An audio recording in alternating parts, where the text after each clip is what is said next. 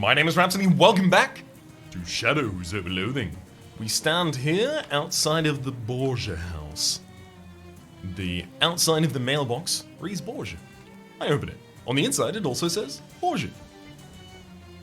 The quaint and well-maintained farmhouse appears to be the only settled farmstead in the area. It must be lonely with no neighbors nearby to meet or sugar to borrow from them.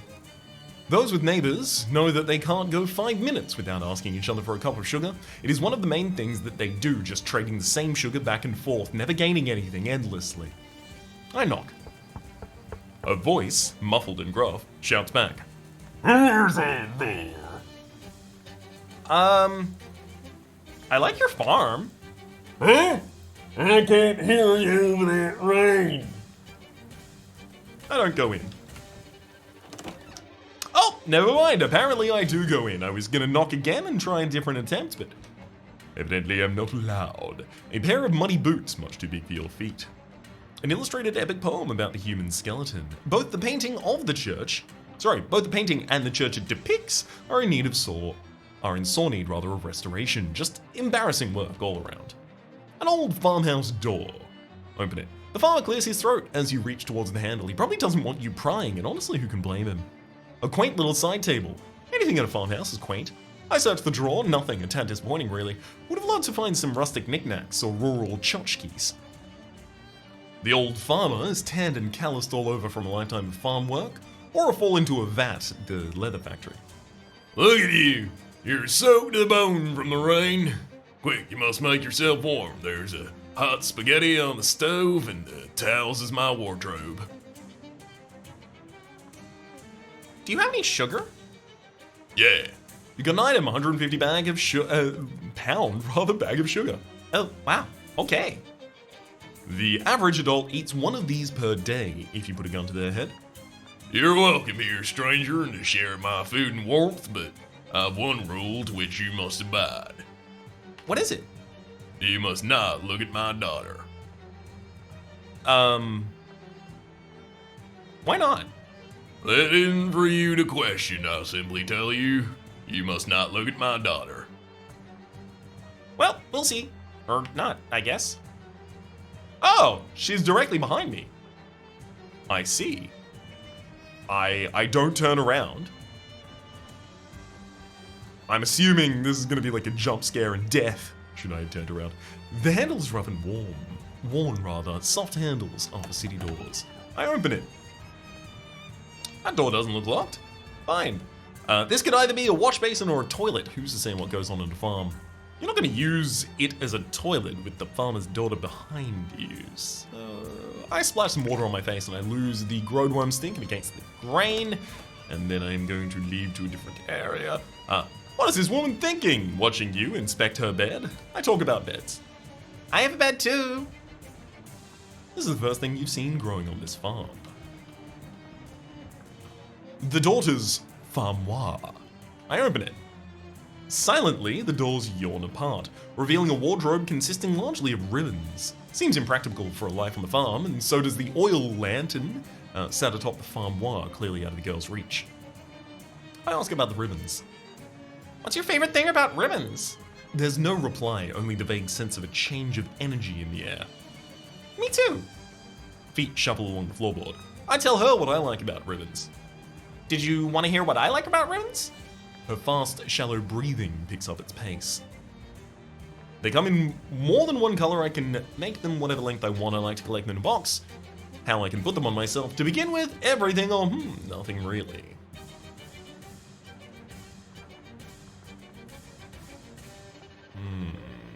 Silently doors yawn apart. A wardrobe consisting largely of ribbons.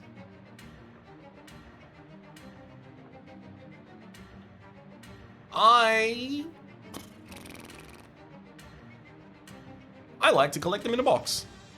Her rapid sporadic breaths soft to a slow drone. I ask if she needs help with the lamp. You need help with the lamp? Need me to light it? Somehow, against the constant patter of the rain on the roof, you hear a squelch of her blinking eyes. It's pretty high up. I light the lamp. Turning on the burner raises the wick of the clouded chimney, but the lamp does not ignite. Might be out of oil. I open the lamp. Why, that explains why the darn thing won't light. There's no wick in this lamp at all, but a thick iron key. Did you know there was a key in here? She's breathing on your neck. Is it the key to your heart? The hair on your neck is shriveling up. I'm just kidding. A hair, not yours, brushes your skin. I don't mean to be inappropriate. You hear the clatter of teeth colliding. Okay, great. You shut the armoire doors. A small mirror hangs by a single nail. If you see the farmer's daughter in a mirror, are you looking at his daughter? Or are you looking at a mirror? In which case, the farmer can't legally get mad. So this argument was made by, what's his name? Hugh Davies, I think, in an episode of Taskmaster UK. Specifically, he used a mirror to look at a subject that he was not allowed to look at directly, and then made a art piece representing said subject. His argument was that he is looking at the image of that subject through the mirror, not the subject themselves. Now, my question is that when looking directly at the subject, can you be said to be looking at the image itself or the subject itself, right? If a mirror, if the reflection on a pane of glass even, let's move even further away from mirror, but if the reflection on a plane of glass shows you a person's form, how is that the form represented through this solid matter different to a form that is otherwise represented to you through the medium of air or atmosphere? Also through the media of your eyes and their ability to interpret different color. Can you be said to be looking at the true thing itself ever? I'd be looking at the mirror, obviously. Yes, you'd be looking at the mirror, wouldn't you? As heroic Perseus saw Gorgon Medusa through the polished surface of his shield. You could look in the mirror. I don't think I'd like to, though. A small jewelry box covered in a green velvet and secured with a gold clasp. I unsecure it. Dust scatters and hangs in the air as you prise apart the clasp and lift the lid. The farmer's daughter observes this, you'd think, without comment, but you sense that her warm, subdued breaths are becoming shorter and faster.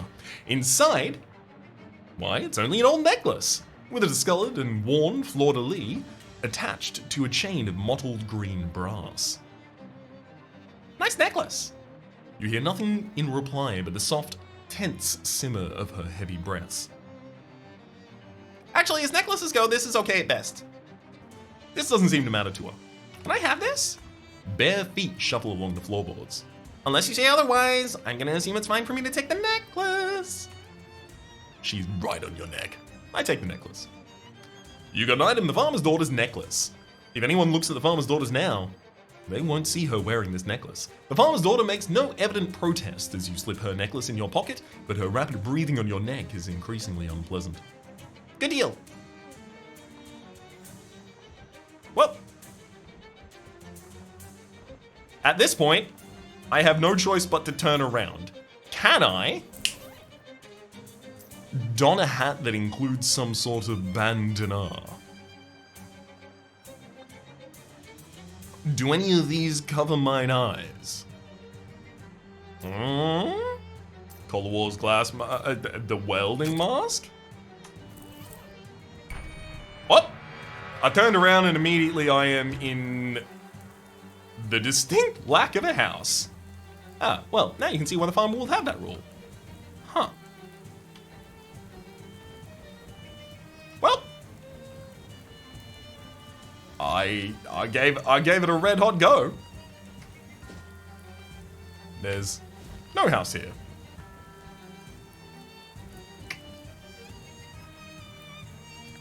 Maybe there will be a house again in the future at some point. Oops. I got the farmer's daughter's necklace at least. I got some sugar.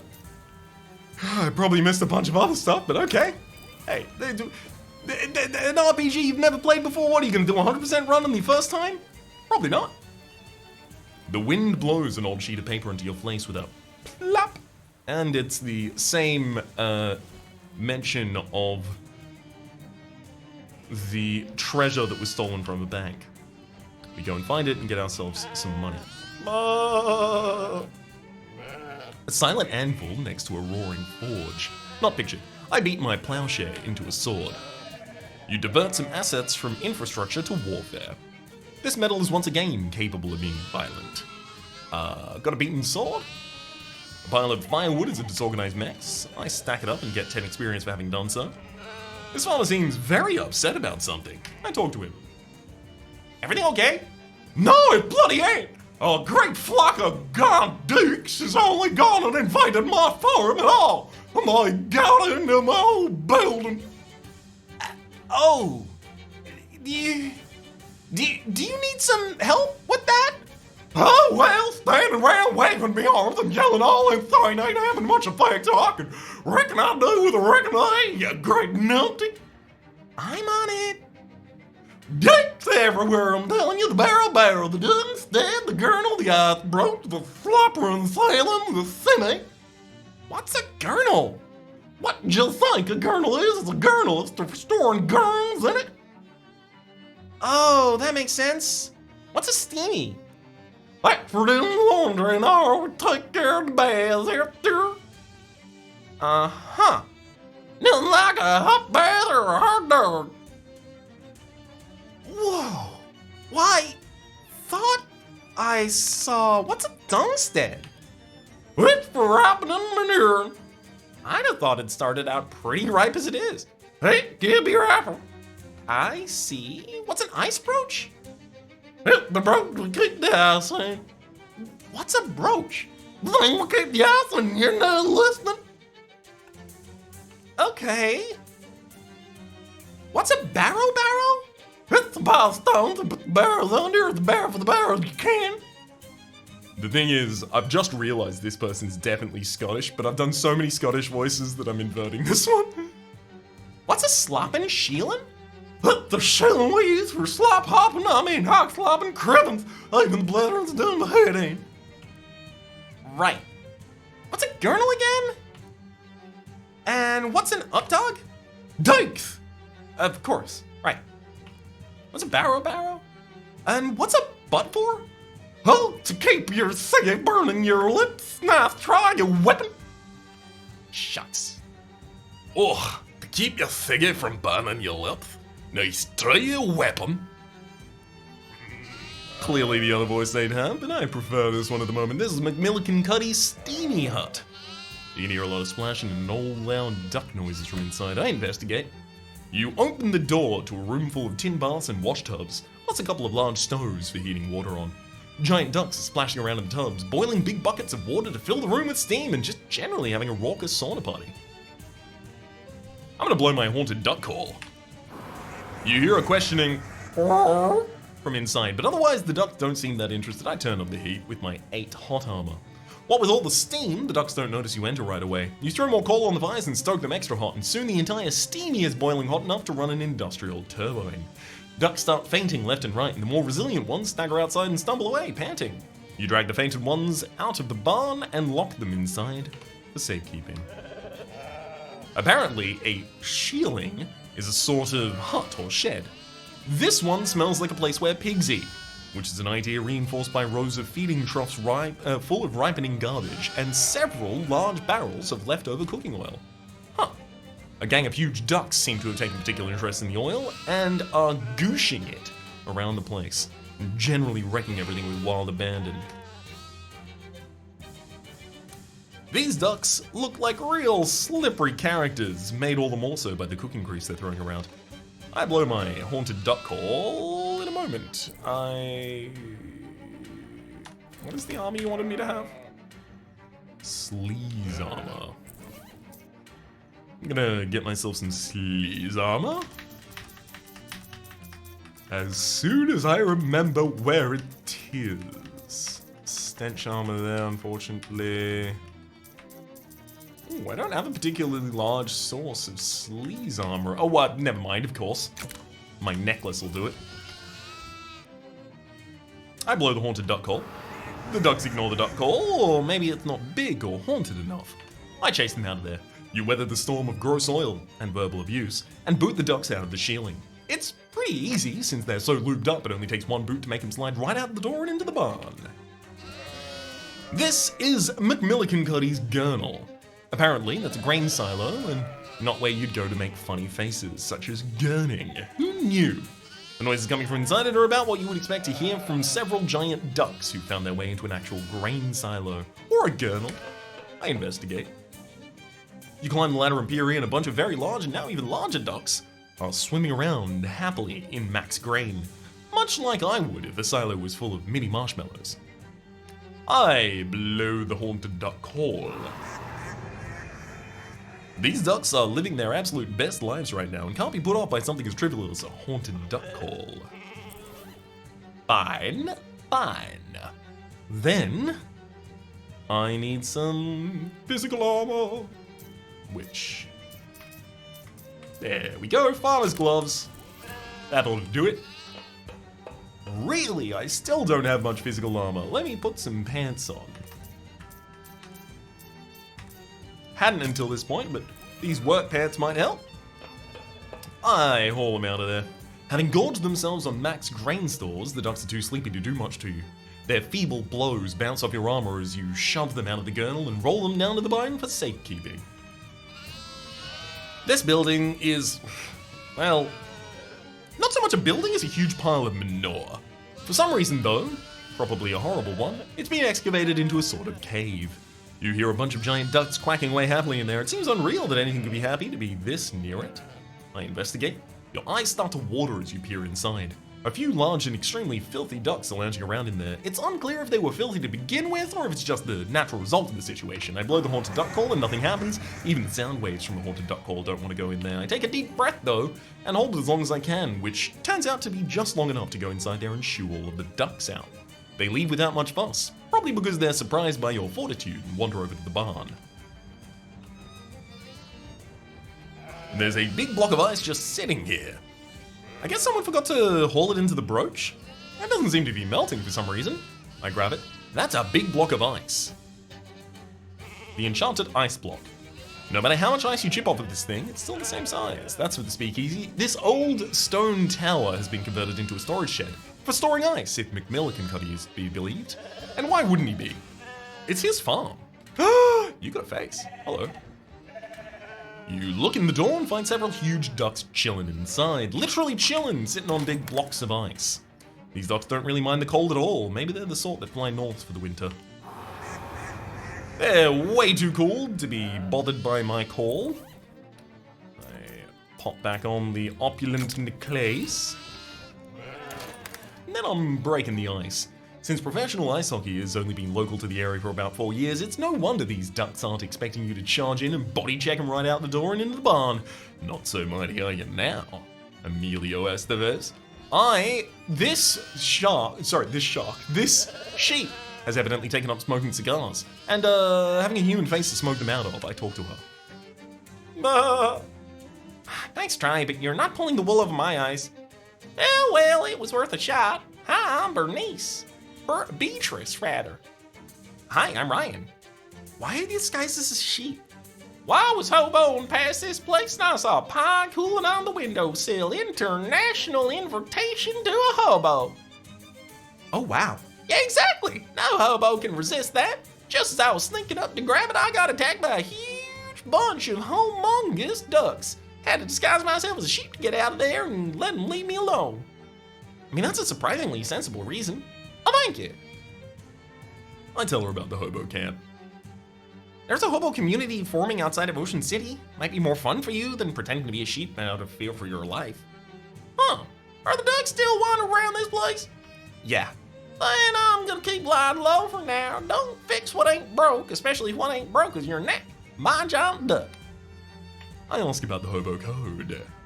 Are those giant ducks still wandering about? Well, I feel like teaching you hobo code would blow my cover, man. We really shouldn't even talk like this. Bah, bah.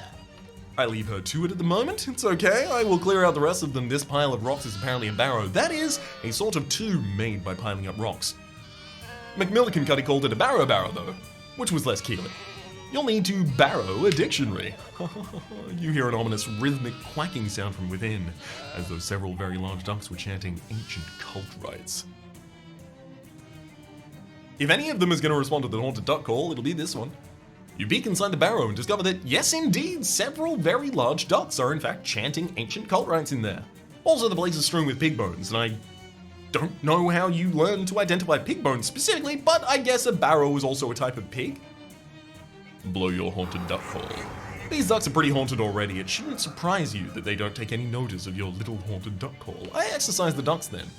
Since you don't know any actual rituals to banish cultist ducks, you decide to just wing it. Anyway, basically you knock over the Campbells and mess up their magic circle and yell about blasphemy and stuff until the party is thoroughly ruined and they all leave, muttering gloomily. So there! You might have been excited about hunting for needles, but no such luck. This haystack is infested with barf weevils. It's the barn that you've been herding ducks into. It looks like they won't be able to cause much trouble in here, but you can still fight a few if you're feeling like it. I'd prefer not.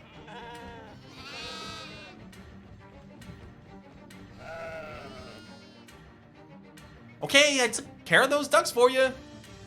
Aye, you did, to be sure. They're much beholden to you, pal. Couldn't have dealt with the dukes in mine, that's for certs. Is there something you be wanting then? Oh, right, yeah, no, I met a lady named Xenia and she loaned you a paperweight. She needs it back. A paperweight, she called it. Well, no, I suppose I could be in a pinch. Here then, Bill, how's it going for me?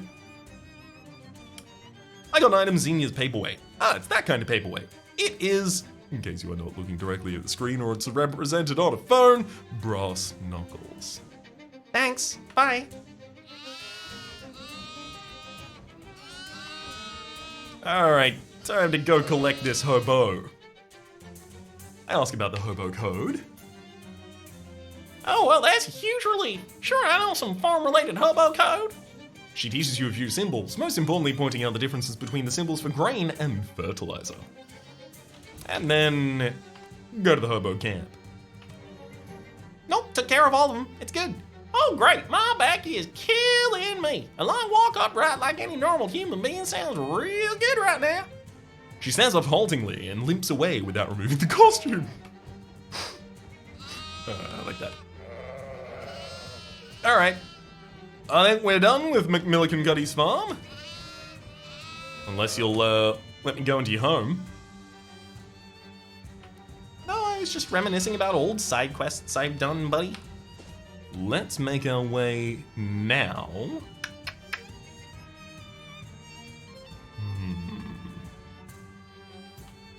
To the feed store. And then you hear a deep sound that reverberates through your guts all the way down to your colon end. Slowly, you turn around. That field was empty before. Now it contains an entire herd of black wounds in space, and each one is the shape of a cow. In the middle of them, a shadowy cowbell hangs silently on a post. I fight them. The shadow bell is going to ring, increasing all of their stats by 5 and decreasing all of ours. Interesting. Can't take much damage at a time, but it's okay. We can do spooky damage. I got 2 more AP, so I'm gonna call for backup. Get some attacks out of this guitar. Get him, Gator. Throw a bunch of damage at the central target there, and I think we are good. I'm gonna play the Sax of Violence, getting some AoE damage out on the field, take out one of the shadow cows, and then if we ever get back to my turn, that is the me that is me. Never mind, we don't get back to the me that is me because my turn was first. You won. I'd say you turned those cows into jerky, but they were jerks already. Hey, Xenia.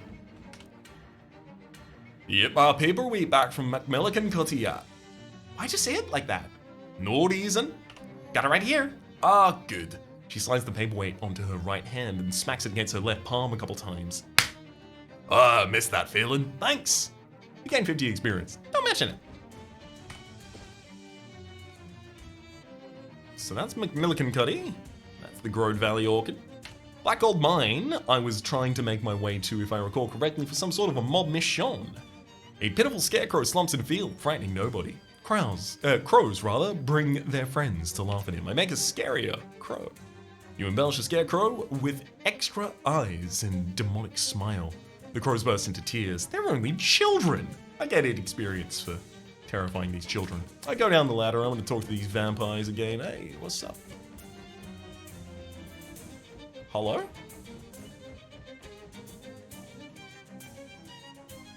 The vampires regard you with interest, though an unsettling percentage of what that interest is in is your neck.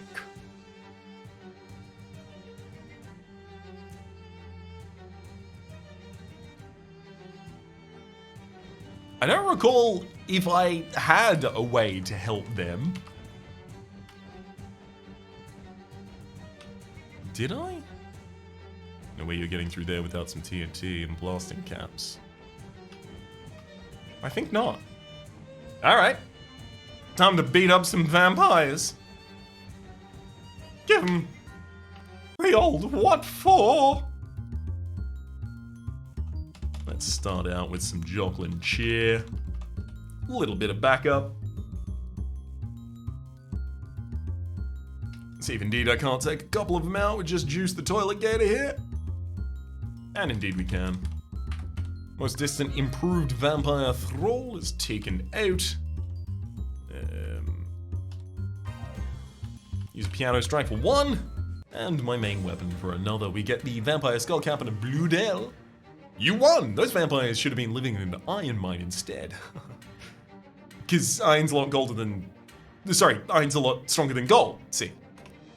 Excellent. Wow, those vampires really classed up this collapsed mine. Must be nice to be rich. An expensive nightstand.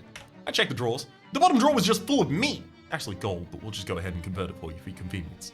373 meat. Let's just not even think about it. All these books have been thoroughly read. They're all dog-eared. That is to say, like, you know, vampires don't sleep. Yeah.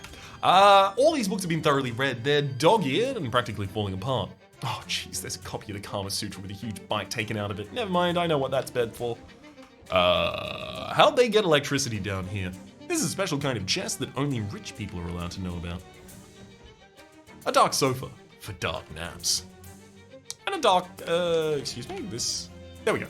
A fancy mail-order catalog sits atop a fancy mahogany end table. I grab it. Fancily. Ooh la la. You got an item, Expensive Luxuries Incorporated catalog. There's a catalog of goods that were high-end at the time this catalog was published, but are now mostly obsolete 40-year-old trash. Increases item drops for There's Treasure Everywhere, perfect. A high-end mail-order catalog published in the late 19th century. Back then, a catalog alone would have put you back 200 meat. I browse it. For the modern gentleman, an engraved ivory toothpick that conceals a single-shot firearm in the center. 7,000 meat. Wow, you'll be on the lookout for things like that now.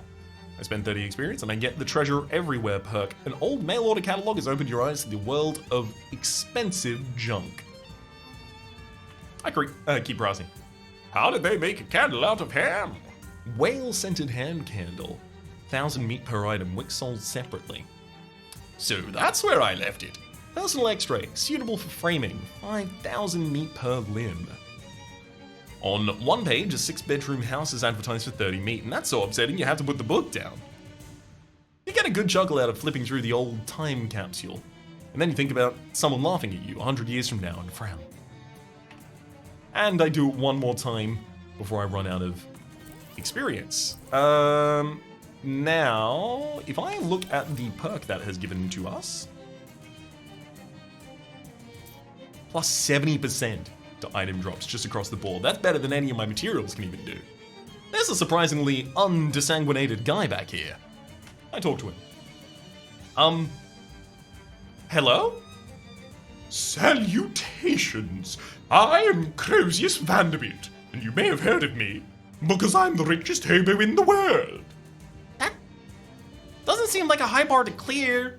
I'm claiming the title regardless, and you are? I'm Ryan Hu. Nice to meet you.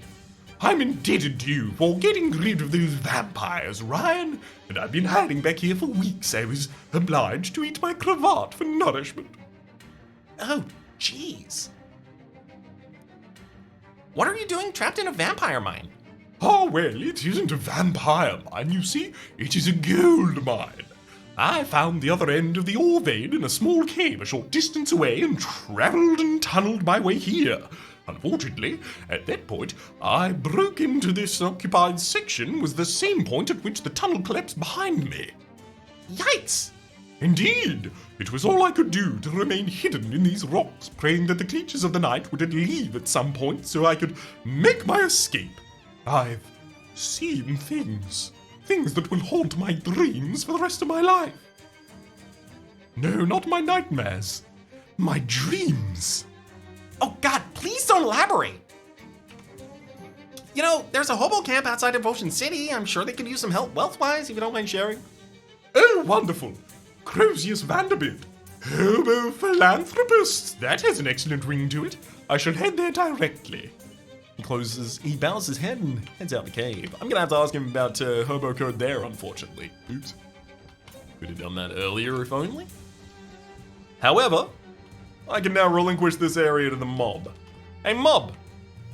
I'm gonna go to Ocean City to visit the hobo camp first. I'll get a paperclip. Why not? Where are ya? No. Oh, hello. It's Beatrice from McMillicuddy's farm. Still dressed as a sheep for some reason. I talked to her. Hey, Beatrice. Oh, hey, thanks. This place is great. Why are you still dressed as a sheep? Well, firstly, I came to the realization that not only have I gotten used to being a sheep, I've come to like it. It just feels right, you know? Okay. And the secondly? Stuck zipper. Uh-huh. I have a community of people to introduce you to. They won't exist for another 80 or so years, but you'll get along real well. Klein Mossman. Of course, Klein Mossman. Where? Cornelius? I mean, I did bring Cornelius here, which is nice. Oh, hi. Thanks for the tip about this place. Everyone's real appreciative of my corn and cooking skills. Guess I was being selfish before. It does feel good to share and help the folks out. Ah, that's great. So you've been doing a lot of cooking?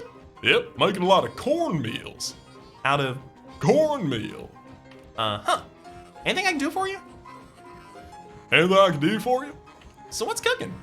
I tried a few different things, but everyone liked my cornbread the best, so mainly just cornbread. Let me cut you pieces. Thanks for helping me out. Homemade cornbread. Cornbread is so delicious, I can't even make a joke about it. I just want some cornbread. Increase your maximum HP by 7 and 3 HP per round. Oh, thanks. Anything else I can do for you? Can I have some more cornbread? You bet. Although, since you ain't strictly speaking hobo, we're gonna need to charge a little bit for the ingredients. We got plenty of corn, but the lard and salt and so on are short supply around here. Well, maybe later.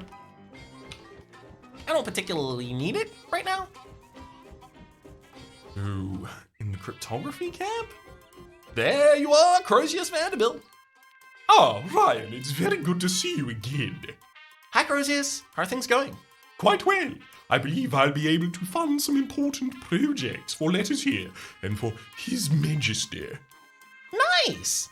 Society may look down upon us hobos, but no one turns their nose up at gold. Except people who have a very rare and unusual allergy to the smell of gold. I ask about the hobo code.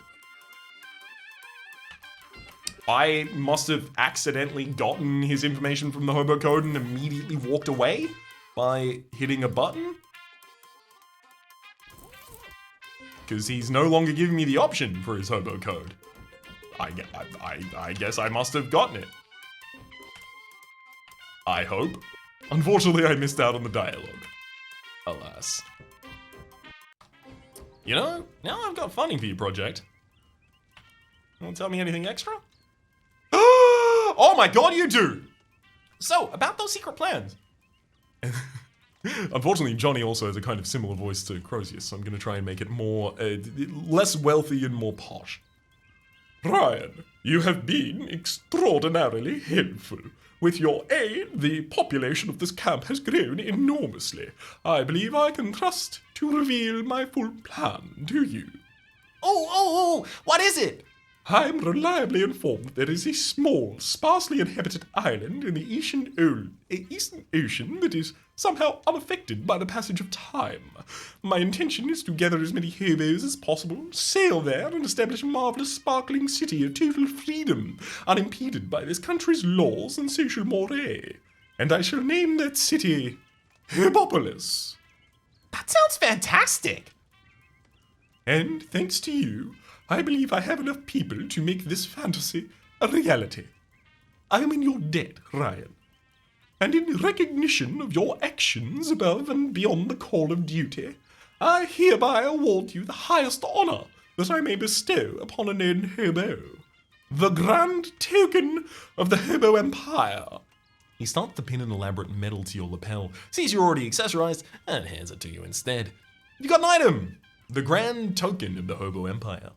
This is a bust token that has been hand-whittled to show the profile of Johnny the Hobo King, hanging from a velvet ribbon that might have once been some part of an old curtains, or perhaps a lady's hat. Regardless of its construction, it's a high honor.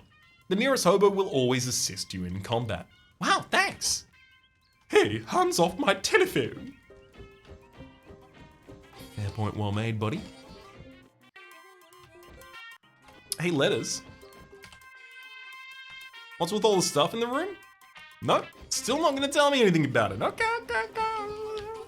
We're getting closer, I think, still.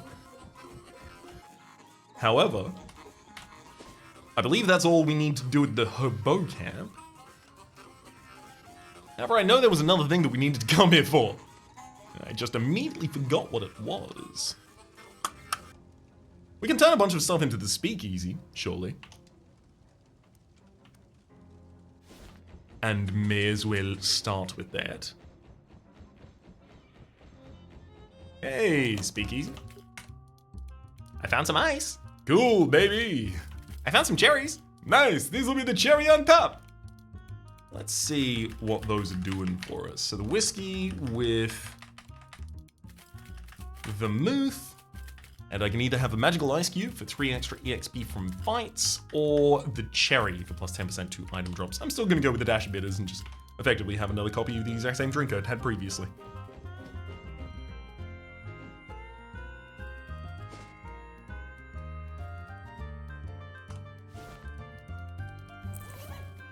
Homemade cornbread, expensive luxuries.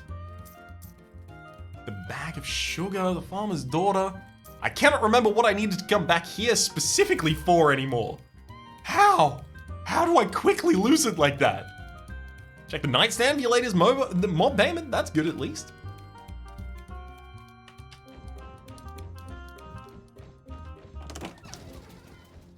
Yep. Lost it. I'll remember it by the start of the next episode, I can only imagine. And hope. A case of meat.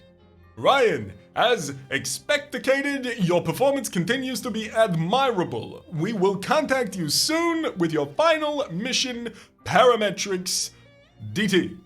Final? That sounds ominous. But the money, oh, baby, That's a lot of gabagool. got ourselves 900 meat. I think we'll leave it here for the moment, as we have a lot more left over in Grey County to account for. But until then, my name's been Rhapsody. The name of the game has been Shadows over Loathing. This is an appropriate little bit of an outro theme here, playing the spooky spooky music box over the top of the violins and string instruments. Hopefully you've been enjoying yourselves, and hopefully we'll see you next time.